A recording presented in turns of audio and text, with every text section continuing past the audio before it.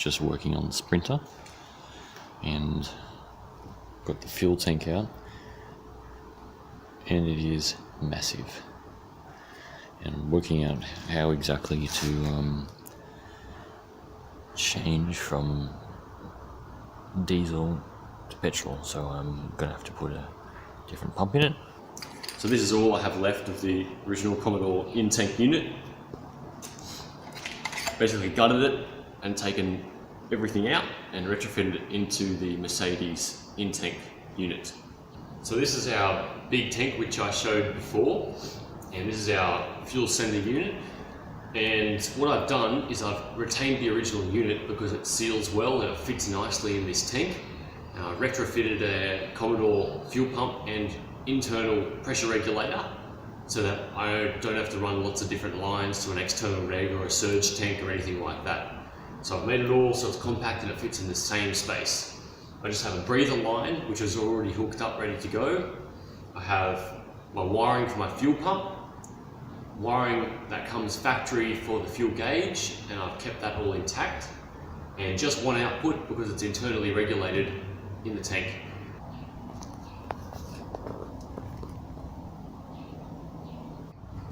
Although this is a bit of a mess, I've taken everything out so I can do these modifications on the firewall. Now for the engine to fit, I actually have to do these modifications, and my conversion kit comes with some paneling to do this. I've used their paneling and also extended it a little bit higher, so I have a little bit more room as well. So I'm in the middle of doing that, and then I can paint it, put insulation back on it, then get the engine in. So, it is in, but it is not done. I'll give you an update on some things that I've been doing in order to get to this point. So the first thing to do before being able to fit the engine in is to modify the engine bay so it will fit. I have to widen the tunnel and modify that. This is in the passenger footwell.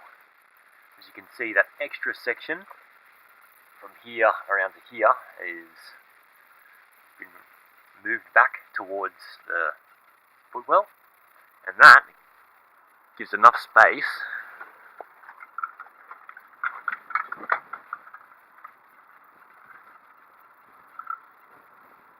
for the engine to fit in here. Otherwise it actually only comes up to about here. Other things to take note to fit the engine is brake lines, which come directly from the master cylinder. I've had to relocate and move up so they actually don't foul and are not behind the engine at the back. So I relocated them and re-tagged them in a few places, and they come down underneath the partition here and then into the ABS. Likewise, right next to them, out of harm's way, are fuel lines. Now I've got one fuel line. It's a returnless system from the tank, which I showed what the top of the tank looks like, and they're all ganged together and protected. Now we'll be putting some heat shielding around them because the exhaust is very close. And fuel line comes up, obviously through a filter, common filter, so I can change it whenever, wherever, and we'll go up into the fuel rail. And also tank breather, and I recycled this tank breather here from an ASA323 actually, and obviously secured that in place where there was a bit of space, not much space but enough, and that goes up and into the purge solenoid. So another thing I've had to relocate is I've had to move these ignition coils a little bit, move them up and out of the way because this side is very, very close. Another thing which I've had to do is the exhaust manifolds. Now, the manifolds on it are currently different from what originally comes on the 5.7. These are from the 6 litre out of a SSVE.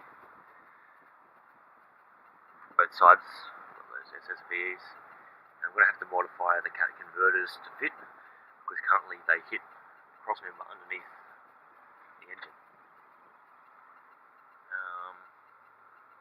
Yeah, I've got my vacuum line here for my brake booster. I'll be neatening that up later, but it's on. Power steering line.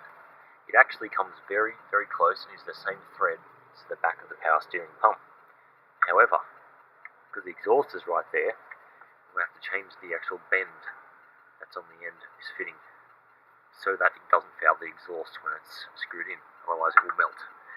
And I've had to sort of wind it around a different place before it comes back up, otherwise it'll hit some exhaust and totally melt. So before starting this thing up, I had to work out exactly what to do with the intake. Now, the intake does not fit a conventional side, which is over towards this side because there's no space next to the battery. So what I ended up doing was basically just flipping over the intake, and then I had to make an extension out of some 100mm elbow, which I just got on eBay, large clamps, and then 100mm pipe as well, just to join the airflow meter onto this joiner elbow, 45-degree elbow, which goes into the standard airbox. Now, wiring for the air temp sensor and also wiring for the airflow meter had to be extended from the other side where they usually are. Before starting this, I also had to rewire the starter motor because usually the battery is actually over this side on the Commodore. So I had to run new wires underneath, which actually run underneath the engine at the front where the existing ones run, and then up to the new battery location over on this side. I'll show that close up in a sec. So as you can see, this wiring that runs along the bottom there and down to the starter is the wiring that I had to redo and resecure onto the factory tag points, and also rewire the alternator so it was connected all up to the new wiring up on this left side of the engine bay here.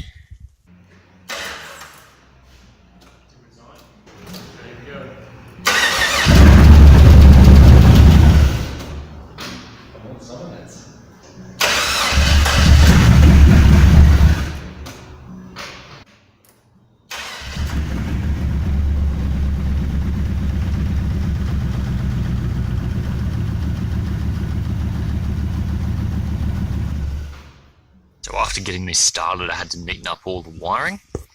Now, the kit wiring that came with it are these relays here and the harness that's attached to that, which then attaches to the factory plugs, which I've got mounted up here. It was a little bit of a challenge to locate all of this because usually in the Commodore it's all over the other side, but I managed to do it and it looks fairly neat, as neat as it can be. And there's enough room to get to everything as well. I'll show you where I put the computer and where all the other wiring runs for the dash in a second. Just up behind there, I'll show you from the inside. So all of the wiring that goes to the computers goes up there, and this is our factory computer for the Sprinter, and these are different computers for the Commodore engine, and all the wiring runs up here and looks nice and neat and flush, so you can't see it when you're sitting in the car. And this is extra stuff that I put over the top of the footwell that I had to extend out from the firewall. And yeah, for when you're sitting down, you can't see any different. It's all nice and neat. And in order to get the wiring over to the other side, to extend it all, and it's all tucked up underneath this middle section of plastic. And I'll show you where it goes on the other side. So we're on the driver's side, and all of the wiring, part of the engine loom, and a couple of extra wires that I had to run all go into this body control module simulator, which is supplied in the kit. It's a fair, decent amount of work to run all these wires, and you got to find a few ignition feeds and power feeds from the existing wiring, which is up behind the dash and also in this fuse box. There's our OBD2 connector, engine light, which come in the kit as well. And then the wires that go up here go up to my Commodore dash, which I installed. Now, I installed the dash from a Commodore because it's actually a bit easier to interface all of the outputs from this body control module, like speedo and all that sort of thing, into a Commodore dash, because that's what they're made to output into. So I'll show you that in a second. So this is the Commodore dash, which has been fitted into the surrounds of the Sprinter. A little bit of work had to go into cutting out plastic to get it to fit, and a bit of rewiring of a few things, putting in a few relays so that you get illumination to come on when you put the lights on, just so all of the dash features work, and so it all works properly. The only thing I didn't get to do was get the fuel gauge to work correctly, because the fuel sender is a little bit different in the Sprinter, as I kept the original fuel sender unit attached and connected. So I bought just an aftermarket fuel gauge, see down there, which I wired in, which is the right resistance reading, so it gives me accurate readings in the tank. And the tank holds upward of 120 litres. Put about 120 in, it's at full, but it's nowhere near actually full in the tank, so I haven't even yet filled it past about 120 litres, haven't needed to yet. But yeah, it looks quite neat and flush, and it all works well. So before I could drive it, I had to work out my throttle. Now it's conventional cable throttle on this model, and I got a cable actually off the V6 Commodore, BT to VX. Had to flip this cable stay around, so that holds the outer cable with a bolt. It actually faces the other way ordinarily on this LS1. I flipped it around so I could use this cable, which is a common cable, and I also had to modify the ball end slightly. And once that was on, I tagged it in one place, ran it up, tagged it in another place, had to drill through the firewall, and I'll show you the pedal and what I did to the pedal assembly. So this is the pedal assembly here, and I had a choice of either modifying the existing pedal, which runs off a just electronic potentiometer, and I unplugged all that and took the pedal out, which only a couple bolts, as you can see, and had to take away a bit of plastic from the top, and I could actually get to the arm itself on the inside. Then I made up this little rod, which I welded and reinforced, and I hope you can see up there, and attached that to the cable, and the cable comes through and is secured from the other side, and that's how it all works. And it worked out quite well. I wanted to make it adjustable in case I didn't have enough travel in the pedal to open the throttle all the way, but with some measuring and some working out how long to make it, it pivots the right amount so that it actually does open full throttle with the pedal all the way down. So this is underneath the Sprinter. Now that's our driver's side wheel, and I'm back just past the motor, and the gearbox is just above me. And I'm just going to explain what I did to the exhaust. Now, the manifolds that are up there are from the 6 litre in the VE, because they tuck in a lot further. I may have mentioned that earlier, but they fit in this engine bay, whereas the standard 5.7 or LS1 stock exhaust manifolds do not. I had to find that out myself. They didn't give me that info when I got the kit. And these are the cat converters off that same 6 litre manifold. The only thing I had to do was, as you can see, the clearance between the cross member and the cat converter is very small. Had to shorten the height of these, which just involves cutting up. You can probably see a fresh section there where the manifold and the cat converter up pipe meet.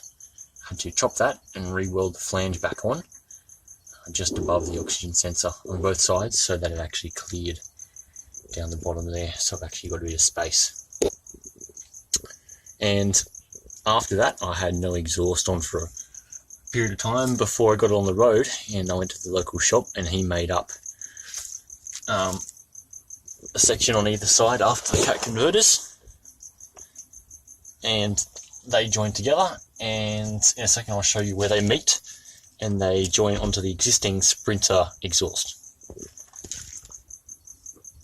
So this is facing the opposite direction, and our 2 pipes come around. One comes around the gearbox, around the back, and the other one that I was showing you before is this one here.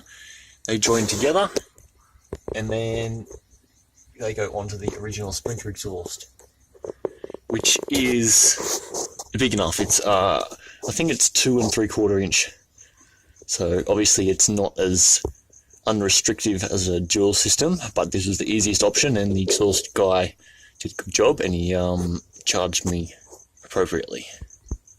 Right here we're looking at the left-hand cat converter, and it is very close to some brake lines in a junction box here. What I did was I tried to bend the lines as far as practical out of the way from the cat converter, and also put some aluminium wrapping around the cat converter, as well as an aluminium sheet on the other side too, to try and insulate these brake pipes as much as possible, because I do not want them to boil. Also, just above the exhaust on this side, I have small shielding, alloy shielding. The reason for this side is because my fuel lines run directly above that, directly above the exhaust. I've got an air gap of probably 1,500, 200 mil, pardon me, and fuel lines run all the way underneath that, which you can see there. I do apologise for the lack of a good view, but this is as good as I can do at the moment, just lying on the ground showing you this. But this is the original shifter linkage for the automatic transmission in the Sprinter. Now the Sprinter uses this system with a cable which comes down, and usually would have its own little keeper that keeps the outer cable still, and this little ball here would clip onto the gearbox. But if you know Commodores, they use a linkage system which actually runs from further that way. So this was a little bit tricky to work out. But what I ended up doing was making my own, as you can see here, bracket which attaches to the bell housing just up there to keep it really still. And I had to keep this part still, which is part of the outer cable, but it likes to flex because it's not solid, it's a cable on the inside and wants to wiggle around when you try and shift. So it was giving me a poor shift feel. So I made a little keeper for that as well, so it doesn't want to move too far. And then I kept the original ball from the Mercedes shifter linkage, cup, but I needed a ball. Now, what ended up being really good fit was a ball from a boot strut. And the boot strut ball is clipping right into that, and it works really well actually. And on the other end of the boot strut ball, I made up a little linkage out of a part of a boot strut, and then I put the other side onto another ball which fits really nicely onto the original shifter linkage on the gearbox with the Commodore. So we've got Commodore up to just behind that linkage. It's hard to show you there. And then I've got part of a boot strut which has been welded onto a plate. Plate has got another little ball coming out of it. That ball clicks perfectly into the Mercedes linkage, and the Mercedes linkage is held together by a bracket that I made up and fixed to the bell housing. And it just so happens that changing from park neutral, drive, whatever, is the same distance as this that I've made up. Now I had to fiddle around with it a little bit to get it okay, but it feels quite positive, and yeah, it's not sloppy. So that turned out quite well. Now, driveline. So this tail shaft is in two pieces. You probably can't see right up the back, but going probably 1.5 meters beyond my finger is the back half of the tail shaft connecting to the diff, and then it splits just here, just on the other side of this centre bearing, and that half of the shaft slips out with a big slip joint, and this front half is usually much longer. What I had to do was send this away to Gibson Drive Shafts, just in Newcastle. I highly recommend these guys. They were very affordable and did the job very well. In fact, they had done one on the exact same conversion on the Sprinter the week before I sent mine in. So the only other one I've heard of doing this LS conversion by Gibson Drive Shafts, and they made up for me the exact right in a spline here for the output shaft of the gearbox. I just had to measure it up and send it off, and they made this front half for me. So far that's been working really great. Had no issues with that at all. It's pretty heavy duty too, so yeah. Just on the driver's side here of the gearbox, and so there's two lines that you can see coming out of the side of the gearbox. I'll try and point to them if you can't see them. These two is upper and lower. They are the transmission cooler lines.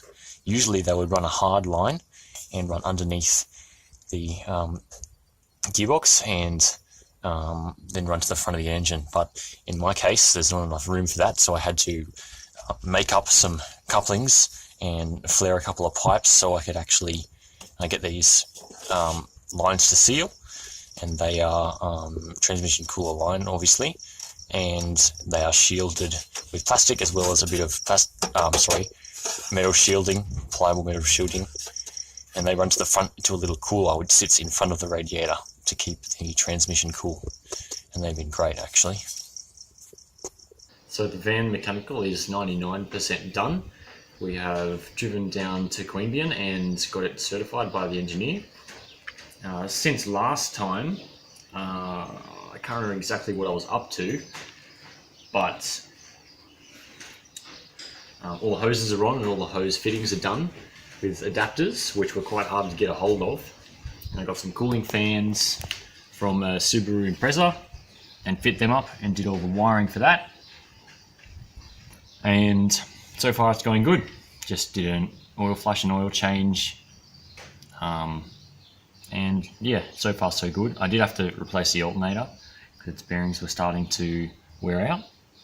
And I've taken off the air conditioning lines, and that's why there's no blower system here either, to get the air conditioning lines modified. And after that, that will be done. Thanks for watching the video. It took 3 months to do in between work and roughly 150 hours to complete the project.